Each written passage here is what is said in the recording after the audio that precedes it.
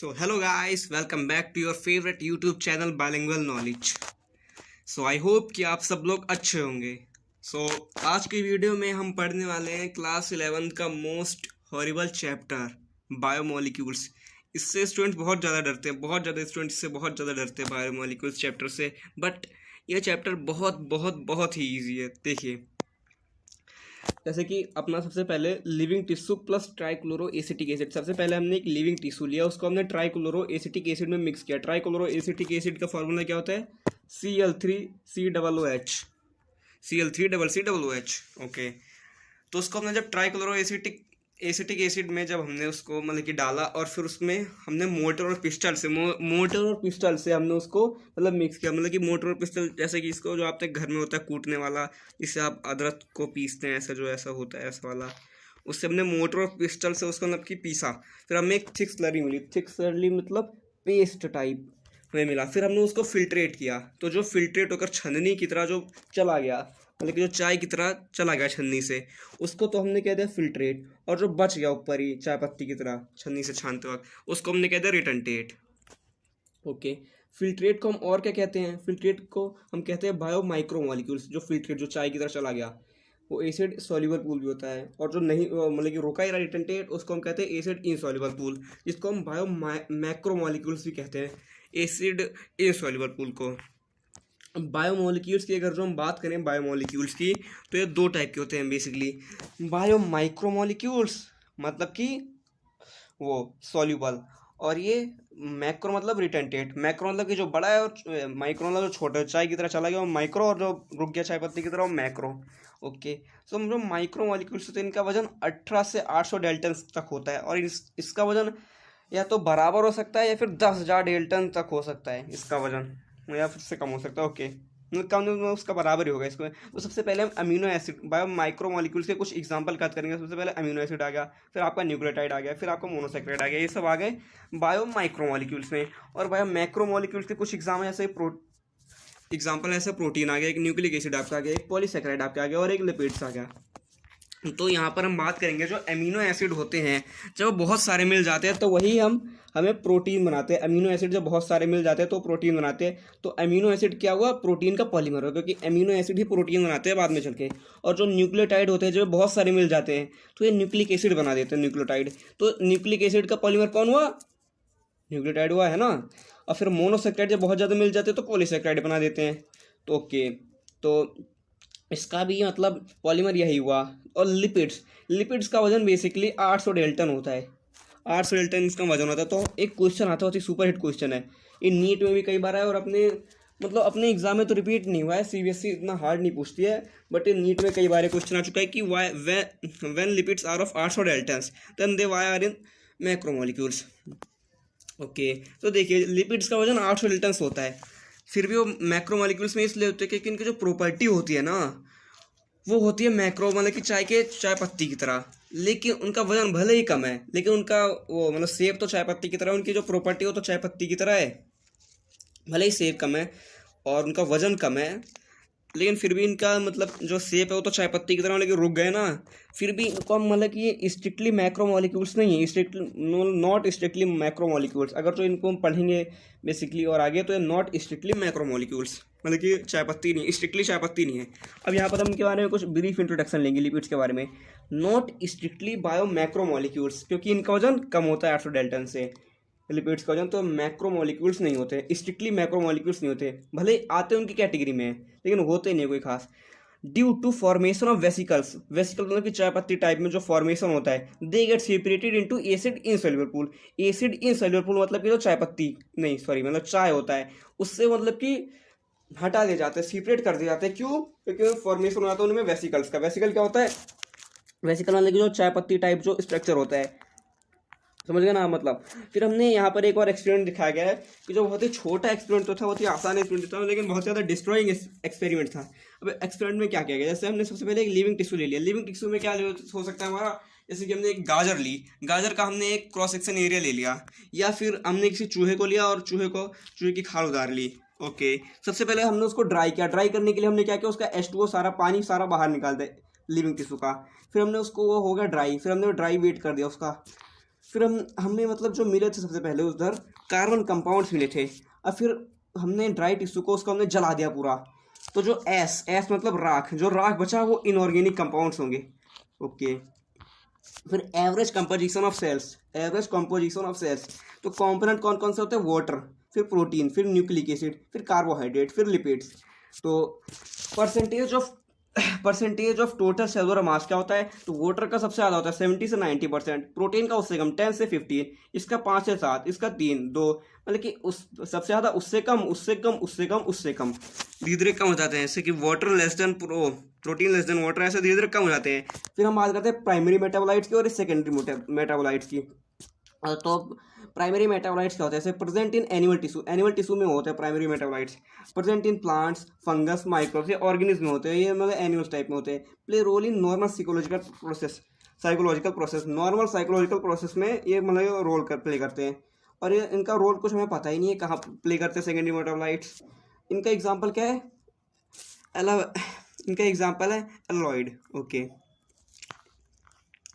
अब कुछ हम सेकेंडरी मेटाबोलाइट्स के बारे में कुछ हम जानते हैं, मतलब कुछ एग्जांपल देखते हैं। सबसे पहला तो हो गया आपका यहाँ पर पिगमेंट्स में, पिगमेंट्स आ गया सबसे पहले, सेकेंडरी मेटाबोलाइट्स का एग्जांपल आ गया पिगमेंट्स। अब देखिए पिगमेंट्स से क्या क्या होगा आपका? कैटोनाइट्स हो गया, कैटोनाइट्स, और एक तो हो गया एंथोसियान्स। ओके, अब एक तो हो गया एल्कोलॉइड्स, आपके इसमें क्या आ गया? मॉर्फिन आ गया, कोडिनिन आ गया। अब ऐसे ऐसे आप सारे इसमें से पढ़ लेंगे, ये सब एनसीईआरटी में दिए गए हैं आपके, इसलिए आप इसको सबको पढ़ लेंगे, सब इजी वे में लिखा हुआ है। ओके, फिर protein, polymer of amino acid, जैसा कि मैंने आपको उस टाइम में बताया था, ये माइक्रोमोलिक्यूल का या मैक्रोमोलिक्यूल का एग्जांपल है, ये मैक्रो का है और ये माइक्रो का है। तो ये पॉलीमर हो गया, अमीनो एसिड पॉलीमर हो गया इसका प्रोटीन का। तो प्रोटीन इज द मतलब amino acid is polymer of protein. Okay, structure क्या होती है प्रोटीन की और अमीनो एसिड, मतलब अमीनो एसिड की स्ट्रक्चर क्या होती है? देखो उससे पहले तो यहाँ पर एक हाइड्रोजन होगा, फिर यहाँ पर एक COH हो गया। ऐसे COH एक इंपॉर्टेंट बात बता रहा हूँ कि COH एक एसिड होता है COH एक एसिड होता है, COOH। फिर एक NH2 होता है, NH2 मैं आपको इंपॉर्टेंट बता रहा हूँ कि एक बेस होता है, बेसिकली एक बेस होता है। फिर यहाँ पर एक R ग्रुप आता है, R ग्रुप वेरिएबल होता है। अब देखिए ये R ग्रुप वेरिएबल मतलब कि ये चेंज हो सकता है R ग्रुप। तो R ग्रुप में चेंज होकर क्या क्या हो सकता है ये आपको मैं बाद में बताऊंगा, लेकिन ये NH2 COOH और ये H, ये तीनों मतलब यहाँ पर कांस्टेंट है और वेरिएबल ये है। R ग्रुप ये वेरिएबल है। R ग्रुप की जगह पर देखिए यहाँ पर क्या क्या हो सकता है, यहाँ पर दिया गया है जैसे कि R ग्रुप की जगह पर अगर जो -H आ गया तो ग्लाइसिन हो गया, -CH3 आ गया तो एलेनिन हो गया, -OH हो गया तो सेरीन हो गया, -OH आ गया तो सेरीन हो गया। अब फिर हम इधर एक चीज़ लिखिए इंपॉर्टेंट एनसीईआरटी में, ज्यूट्रायनिक फॉर्म क्या होती है? तो सबसे पहले हमने लिया पर C लिया, H लिया और ये R लिया और ये NH3 लिया और COO- लिया। तो सबसे पहले से मेन चीज़ क्या है ज्यूट्रायन फॉर्म में कि जो इधर एक माइनस का साइन आ गया इधर और इधर एक प्लस का साइन आ गया, तो जिसमें दोनों साइन आए वो होती है आपकी ज्यूट्रायनिक फॉर्म। ओके, तो आई होप कि आप सबको समझ में आ रहा होगा, बहुत ही इजी वे में समझा रहा हूँ। देखो अब एमिनो एसिड्स क्या होते हैं? Amino acid are optically active होते हैं एमिनो एसिड। किसको मतलब कि एक्सेप्शन कौन होता है इनका? ग्लाइसिन होता है इनका एक्सेप्शन। ये एमिनो एसिड है लेकिन ऑप्टिकली एक्टिव नहीं रहता, ये मतलब ये एनसीईआरटी में एक्सेप्शन पूछ लिए जाते हैं। अब ये सब ये जो ब्रीफ में लिखा हुआ है आपके मतलब कि सिलेबस में नहीं है, सिलेबस में तो है मतलब ये पूछा नहीं आता, एनसीईआरटी में पूछा नहीं आता एग्जाम में। ओके, फिर अमीनो एसिड को यहाँ पर फर्दरली दो कैटेगरी में डिवाइड किया गया, एक तो इसेंशियल और एक नॉन। ओके, तो मैं आपको बता रहा था इसेंशियल और नॉन इसेंशियल। तो इसेंशियल कौन सा? जो can't be synthesized by our body, और नॉन इसेंशियल जो सिंथेसाइज हो सकते हैं आवर बॉडी से, मतलब कि can be synthesized by our body, वो नॉन इसेंशियल है। मतलब कि जो अपने घर में बने वो नॉन इसेंशियल, जो बाहर का दिखे वो इसेंशियल हो जाता है इधर एमिनो एसिड में। एग्जाम्पल था आपका, तो मतलब कि ये दिया गया है एनसीईआरटी में, ठीक है। तो एमिनो एसिड को हमने फर्दरली 3 कैटेगरी में डिवाइड किया है। किसमें? नेचर का कैसा, एक तो एसिडिक नेचर, एक बेसिक नेचर और एक न्यूट्रल नेचर। तो देखिए एसिडिक नेचर के बारे में थोड़ा सा डीपली बात करेंगे तो इसमें COOH -COOH जिसमें ज़्यादा होंगे वो एसिडिक होगा, वो एसिडिक ग्रुप होगा। जैसे मैंने आपको उस टाइम बताया था ना एमिनो एसिड के स्ट्रक्चर में, तो एसिडिक फॉर्म मतलब कि एसिडिक स्ट्रक्चर वही होगा जिसमें ज़्यादा COOH होंगे, -COOH होंगे। एग्जाम्पल क्या क्या इस एग्जाम्पल क्या है आपका इसका? Glutamic acid. ओके, फिर अब बेसिक क्या होगा, मतलब बेस क्या होगा? देखिए इसमें ज़्यादा NH2 -NH2 होंगे, वो बेस होगा आपका। जैसे कि बेसिक ग्रुप, जैसे इसका एग्जांपल हो गया लाइसिन हो गया आपका। ओके, अब न्यूट्रल ग्रुप कौन सा होता है? जिसमें इक्वल होंगे, NH2 भी होंगे इक्वल और COOH होंगे, -COOH भी इक्वल होंगे। इसमें ये दोनों इक्वल बटे होंगे, डिस्ट्रीब्यूट होंगे। इसका जैसे इसका एग्जाम्पल हो गया वैलिन। ओके, अब यहाँ पर एक आता है एरोमेटिक एमिनो एसिड, इसमें आ गया आपका ट्राइसिन, फेनालाइन और ट्रिप्टोफैन। ओके, अब पॉलीपेप्टाइड जिनका मतलब कि वेट होता है, पॉलीपेप्टाइड एक ऐसे प्रोटीन होते हैं जिसमें 100 अमीनो एसिड से भी कम होता है और इनका मॉलिकुलर वेट कम होता है 10,000 माइक्रोमीटर से। एम वेट मतलब मॉलिकुलर वेट कम होता है इनका 10,000 माइक्रोमीटर से, लेकिन फिर भी ये प्रोटीन होते हैं। ये भी इनका याद करने का चीज़ है, मतलब कि प्रोटीन ऐसे होते हैं, ठीक है। इनके पेप्टाइड मतलब 100 अमीनो एसिड तक हो सकते हैं और इनका मॉलिकुलर वेट होता है 10,000 माइक्रोमीटर या फिर उनसे कम हो सकता है। पॉलीपेप्टाइड प्रोटीन के ऐसे होते हैं। अब लेकिन इसमें नोट एक्सेप्शन की चीज़ें लिखी है, जो इंसुलिन होता है उसमें 51 अमीनो एसिड ही होते हैं। इंसुलिन में केवल 51 अमीनो एसिड ही होते हैं, लेकिन इंसुलिन प्रोटीन कहा जाता है। ये एक एक्सेप्शन है, केवल यही एक एक्सेप्शन है। अब देखिए, when protein is subjected to physical change, temperature और केमिकल में क्या गया, पीएच आ गया। टेम्परेचर फिजिकल में क्या गया, टेम्परेचर आ गया। वो क्या कॉज करते हैं, एच बॉन्ड गेट डिस्टर्ब्ड, या ग्लोब्यूल्स अनफोल्ड होते हैं, हेलिक्स अनकॉइल्ड हो जाती है। इसको हम कहते हैं डीनेचुरेशन ऑफ प्रोटीन्स। अब देखिए, आपको मैं फिर से बताता हूँ, जब प्रोटीन में कोई मान लीजिए कोई प्रोटीन अपना काम कर रहा है, उसमें फिजिकल टेम्परेचर या केमिकल चेंज ज़्यादा हो गया या कम हो गया, तो फिर उसको क्या कॉज करता है, एच बॉन्ड जो उसमें होते हैं, मतलब कि जो अमीनो एसिड का जो मैंने आपको स्ट्रक्चर बताया था जिसमें एच बॉन्ड होते हैं, वो डिस्टर्ब हो जाते हैं, ठीक है। और ग्लोब्यूल्स जो होते हैं, ग्लोब्यूल्स वो अनफोल्ड हो जाते हैं और हेलिक्स अनकॉइल्ड हो जाते हैं। पहले कॉइल्ड थी, अब ये अनकॉइल्ड हो गए। ग्लोब्यूल्स पहले फोल्ड थे और ये अनफोल्ड हो गए। इसी को कहते हैं हम डीनेचुरेशन ऑफ प्रोटीन्स। इसमें मतलब कि इसको एक ऑप्टिमम टेम्परेचर चाहिए, ऑप्टिमम मतलब आपको ये फिजिकली टेम्परेचर चाहिए, ऑप्टिमम पीएच चाहिए। ओके, अब देखिए स्ट्रक्चर ऑफ प्रोटीन, ये फिगर नंबर 9.6 जो एनसीईआरटी में दिया गया उसमें साफ साफ बताया गया स्ट्रक्चर ऑफ प्रोटीन।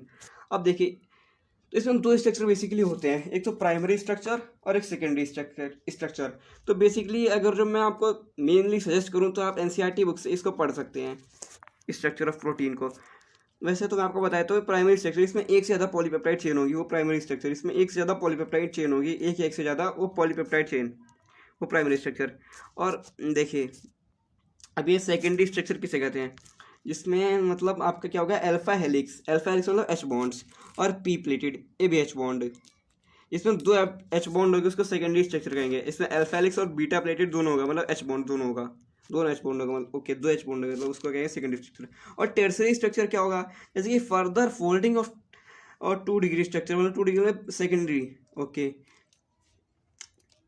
अब देखिए यहाँ पर मैं आपको एक सीक्रेट बात बताता हूँ, जैसे कि जो मैक्सिममली प्रोटीन होते हैं उनमें टर्सरी स्ट्रक्चर ही होता है। जो मैक्सिममली प्रोटीन होते हैं उसमें टर्सरी स्ट्रक्चर ही होता है, ये बहुत ही इंपॉर्टेंट चीज़ है। ओके, इसमें फोर्सेस कौन से लगते हैं, एच बॉन्डिंग और disulphide bonds, van der Waals force, electrostatic force. ये ज़्यादातर अपना केमिस्ट्री में ही समझ आएगा। ओके, इनका शेप कैसे होते हैं, हॉल एंड वुलन बॉल होते हैं, 3D स्ट्रक्चर होते हैं इनके शेप में। क्वार्टनरी स्ट्रक्चर मतलब कि 4 degree structure, quaternary structure. Okay, तो special arrangement of proteins with respect to each other. Example क्या है इसका, हीमोग्लोबिन है। Special arrangement of proteins with respect to each other, special arrangement होगी सबको देखते हुए। Example haemoglobin, some proteins and their functions.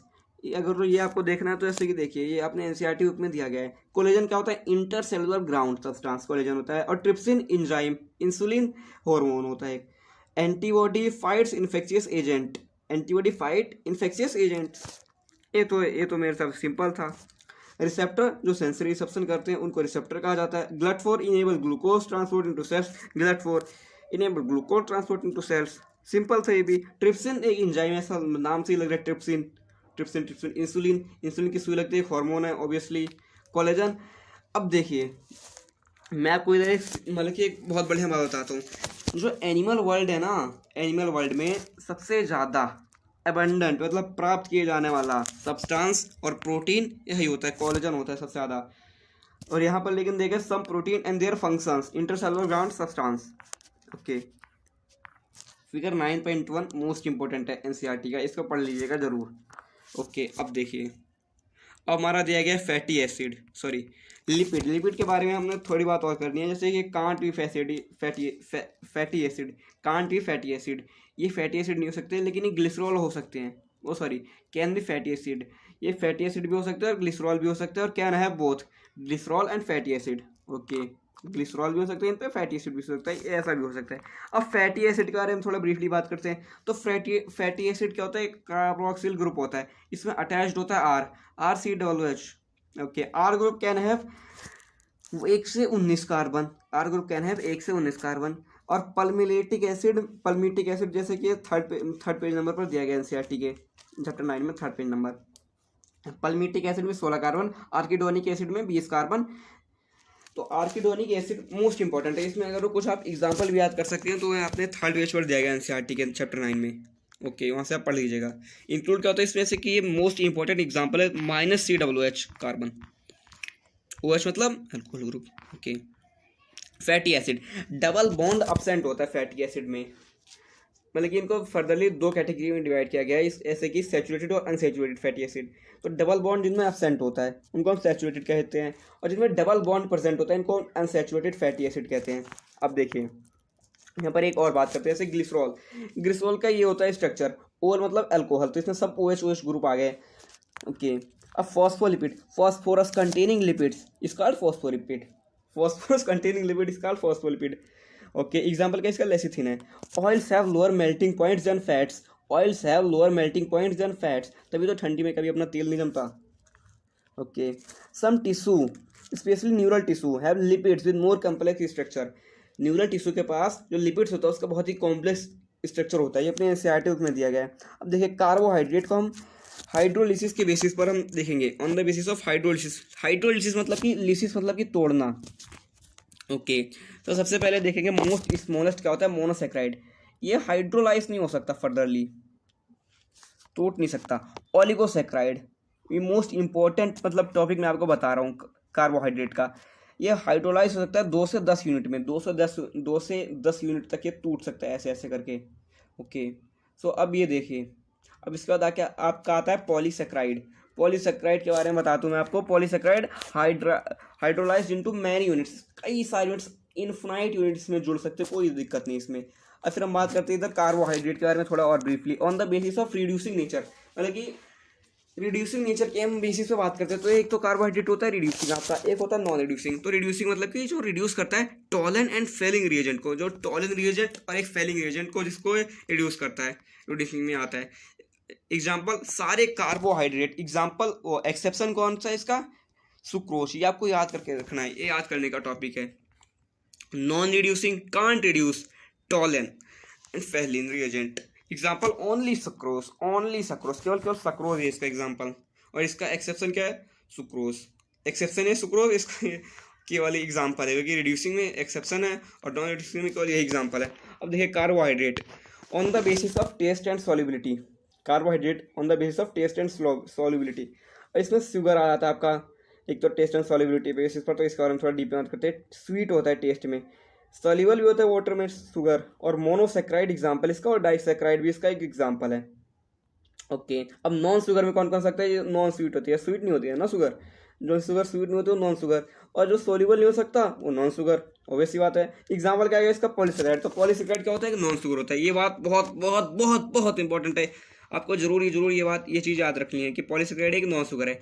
अब मोनोसेक्राइड की बात करते हैं, तो मोनोसेक्राइड को दो कैटेगरीज में डिवाइड किया गया है, having free aldehyde group. Okay, so अब मोनोसेक्राइड को हम ग्रुप में डिवाइड करते हैं, दो ग्रुप में। कौन से में, जिसमें इनमें कौन सा ग्रुप होता है, एक तो एल्डिहाइड, फ्री एल्डिहाइड ग्रुप, और इसमें फ्री कीटोन ग्रुप। तो फ्री एल्डिहाइड ग्रुप में क्या होता है, एल्डोस होता है। एल्डोस में क्या इसका साइन है, -OSE, और कीटोस में क्या साइन है, -ULOC, जबकि ये एल्डोस होना चाहिए, -ULOC। ग्लूकोज का लग रहा है लेकिन कीटोस का है। ओके, इसका एग्जांपल क्या है, एरेथ्रोस और राइबोस और ग्लूकोस, एल्डोस का। ओके, और कीटोस का क्या एग्जांपल है, राइबोलोस, फ्रक्टोस, एरेथ्रोलोस। और पॉलीसेक्राइड को दो कैटेगरी में डिवाइड किया, एक तो होमो और एक हेट्रो। होमो मतलब कि इसमें सेम यूनिट है, होमो सेम यूनिट, और heterogeneous different units type. Heterogeneous वैसा ही है ना, जैसे कि इसका एग्जांपल क्या है होमोसेक्राइड का, होमो का मतलब कि सेलुलोज, एक तो ग्लाइकोजन, एक इनुलिन है, एक स्टार्च, एक काइटिन है, एक डेक्सट्रिन है। और हेट्रो का क्या है, हेट्रो पॉलीसेक्राइड का एक तो आपका हाइलुरोनिक एसिड है, एक आपका पेक्टिन है, एक हेपरिन है, एक हेमिसेलुलोस है। इसका पॉलीसेक्राइड का हेट्रो का एग्जांपल है। और एक अब स्टार्च किस टाइप के बने होते हैं, इसके लिए उनको दो कैटेगरीज में डिवाइड किया गया। तो एमिलोस में, एमिलोस क्या, जिसमें unbranched polymer of alpha glucose, unbranched polymer of alpha glucose, एक इसमें आते हैं एमिलोस में। और एमिलोपेक्टिन में branched polymer of alpha glucose, unbranched amylose और एक एमिलोपेक्टिन। अनब्रांच्ड एमिलोपेक्टिन में ब्रांच्ड और एमिलोज में unbranched polymer of alpha glucose.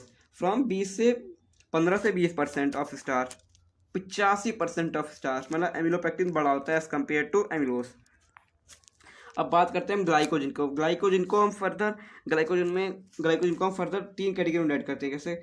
एक तो उनमें होता है एनिमल स्टार्च, और फिर होता है सिमिलर टू एमिलोपेक्टिन, और ये लिविंग इन लीवर, मसल और ब्रेन। ग्लाइकोजन की मतलब कि डेफिनेशन सी है, इसको हम एनिमल स्टार्च भी कहते हैं। स्ट्रक्चर सिमिलर टू एमिलोपेक्टिन की स्ट्रक्चर की तरह होता है, प्रेजेंट इन लीवर, मसल और brain. Fourth page number of NCERT chapter 9 bio, ये आपको जरूर पढ़ लेना है, इसमें सारे स्ट्रक्चर दिए गए हैं। अब हम बात करते हैं सेलुलोज को। सेलुलोज को फर्दर 3 कैटेगरी में डिवाइड किया गया है। एक तो इसमें occurs exclusively in plant, most abundant organism substance in plants में, मोस्ट अबंडेंट सब्सटेंस।